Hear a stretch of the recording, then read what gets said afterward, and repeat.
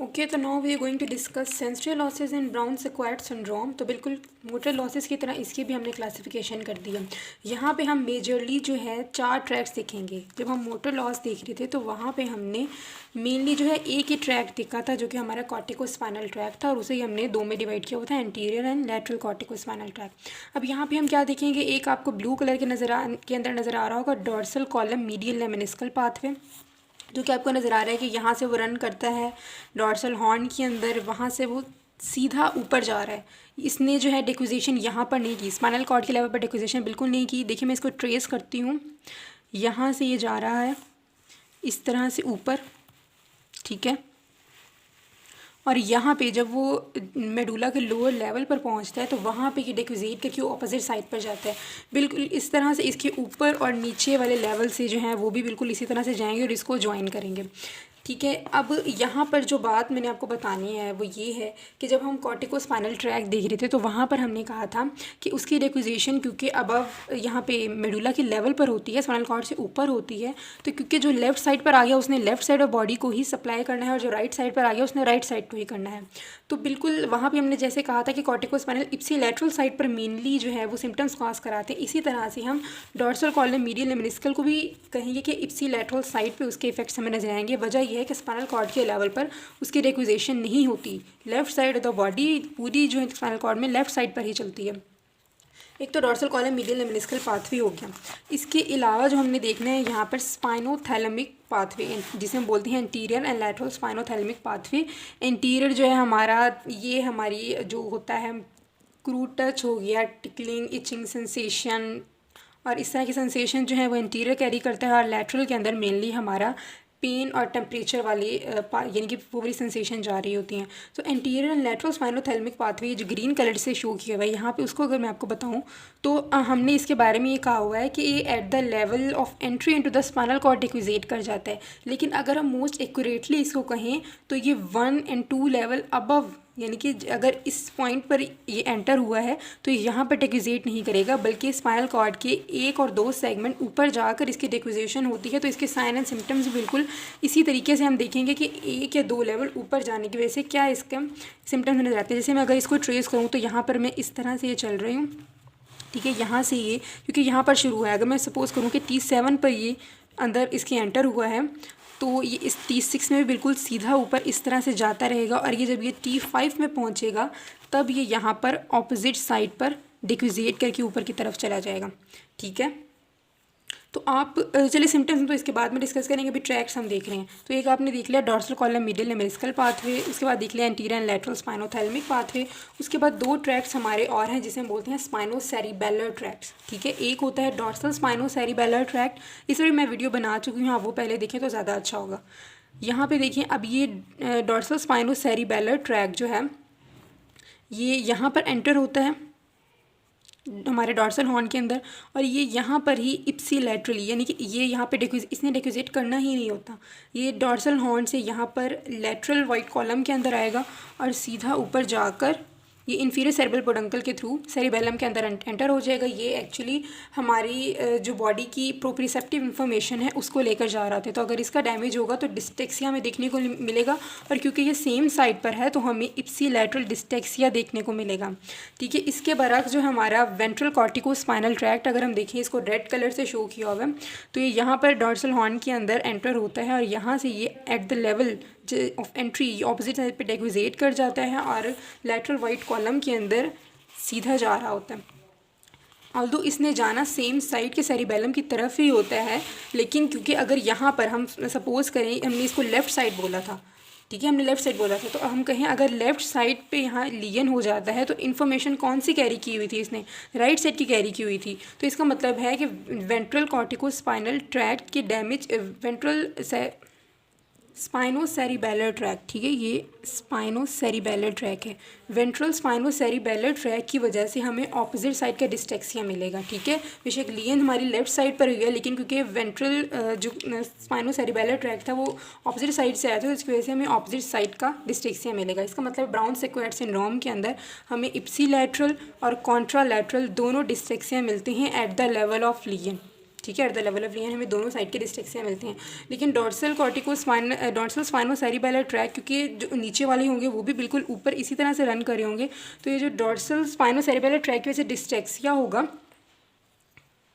Below the level of lesion भी इसी तरह से कंटिन्यूस होता रहेगा, क्योंकि यहाँ वाले भी बिल्कुल ऊपर इस तरह से आएंगे और बिल्कुल इसी तरह से वेंट्रल स्पाइनोसेरिबेलर ट्रैक्ट वाले भी इसी तरफ से जाकर ऊपर की तरफ जाएंगे। तो इसका मतलब है कि हमें at the level of lesion और below the level of lesion ipsilaterally and contralaterally dystaxia नज़र आ रहा होगा, ठीक है। तो ये तो आपने इन चारों जगहों पर लिख देना है। डिस्टेक्सिया यहाँ पर भी नज़र आ रहा होगा eight the level of lesion भी, इप्सिलैटरल साइड पर भी, कॉन्ट्रालैटरल साइड पर भी, और below the level of lesion भी ipsilateral side and contralateral side पर। और कॉज भी इनका लिख देना है कि किस किस वजह से कहाँ पर हमें मिल रहा है। इप्सिलैटरली हमें मिल रहा है डॉर्सल स्पाइनोसेरिबेलर ट्रैक की वजह से, और कॉन्ट्रालैटरली हमें मिल रहा है वेंट्रल स्पाइनोसेरिबेलर ट्रैक की वजह से।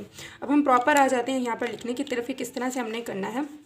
अगर हम at the level of lesion ipsilaterally कहें तो यहाँ पर हम ये कह सकते हैं कि यहाँ पे हमें कंप्लीट एनेस्थीसिया मिलता है, ठीक है। कंप्लीट एनेस्थीसिया यहाँ पर मिल रहा होता है, क्योंकि आप देखिए अगर यहाँ पर एट द लेवल ऑफ लियन है तो ये जो डॉर्सल कॉर्टिकोस्पाइनल ट्रैक ये ब्लू कलर से आपको नज़र आ रहा है, ये यहाँ पर एंटर हो रहा है, इसका भी डैमेज नज़र आ रहा है। उसके बाद आपको ये ग्रीन कलर वाला जिसको हमने anterior and lateral spinothalamic track कहा था वो भी यहाँ पर एंटर हो रहा है, तो उसका भी हमें यहाँ पे लिए नज़र आ रहा है।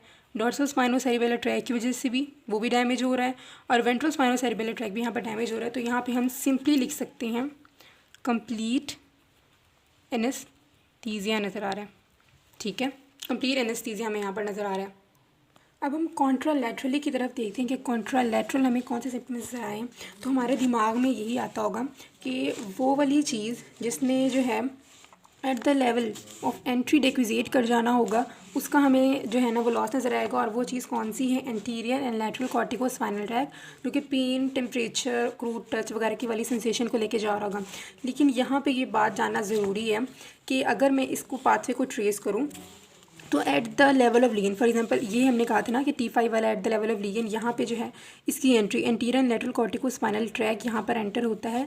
लेकिन मैंने आपको बताया था कि at the level of entry ही ये अपोजिट साइड पर डेक्विजेट नहीं कर जाता, बल्कि ये क्या करता है, ये 2 सेगमेंट्स ऊपर जाता है और फिर जाके ऑपोजिट साइड पर ये जाता है।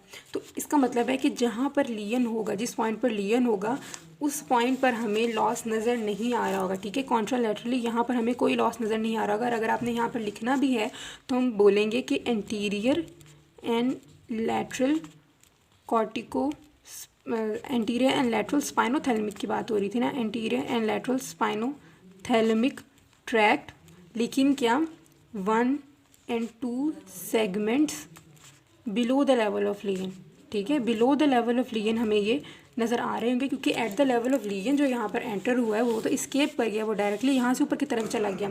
लेकिन ये पॉइंट था हमारा T5 के लेवल पर हमने कहा है कि लियन हुई है। इसके बाद अगर हम इसके 2 सेगमेंट्स नीचे, यानी कि अगर ये T5 है तो T7 से अगर हम देखें तो ये ऑपोजिट साइड वाला इस पर एंटर हुआ है, ये इस साइड पर ये डेक्विजेट नहीं किया बल्कि सीधा सीधा ऊपर जाता रहा है और अपने 2 सेगमेंट ऊपर, यानी कि at the level of लियन T5 के लेवल पर ये डेक्विजेट किया और यहाँ जाकर ये फंस गया, ठीक है। इसका भी लियन हो गया। इसका मतलब है कि अगर हम कॉन्ट्रालैटरल साइड की बात कर रहे हैं तो जहाँ पर लियन हुआ है वहाँ पर नहीं होगा लॉस, कोई पेन टेम्परेचर का लॉस हमें नज़र नहीं आएगा, हमें T6 पर कोई लॉस नज़र नहीं आएगा, बल्कि उसके एक सेगमेंट नीचे T7 पर नज़र आ रहा होगा, ठीक है। यानी कि जहाँ पर लियन हुआ है उसके 2 सेगमेंट नीचे हमें लॉस नज़र आ रहा होगा। और इसी तरह से T8 भी डेक्विजेट करके उसी साइड पर जाएगा, T9 भी, ठीक है। इस तरह से T12 सारे ऑपोजिट साइड पर जाएंगे। इसका मतलब है कि बस जहाँ पर लियन हो उसके 2 सेगमेंट नीचे, जब हम जाएँ तो हमें सारा लॉस नज़र आ रहा होगा पेन एंड टेम्परेचर का, ठीक है। तो यहाँ पर कॉन्ट्रालैटरली में साथ में ही लिख देती हूँ कि कौन से ट्रैक जो कि डेक्विजेट हो रहे हैं, और इसकी सेंसेशंस भी आपको लिखनी पड़ेंगी यहाँ पर, ठीक है। Interior and lateral spinothalamic track वाली, और इसकी सेंसेशन आपको पता है कि कौन कौन सी है। यहाँ पे पेन हो गया, टेम्परेचर हो गया, क्रूड टच हो गया, ठीक है। और इसके अलावा टिकलिंग एंड इचिंग सेंसेशन, ठीक है। इसके अलावा सेक्सुअल सेंसेशंस भी। तो ये सारी सेंसेशन कौन सी हमारी anterior and lateral corticospinal tract वाली हैं।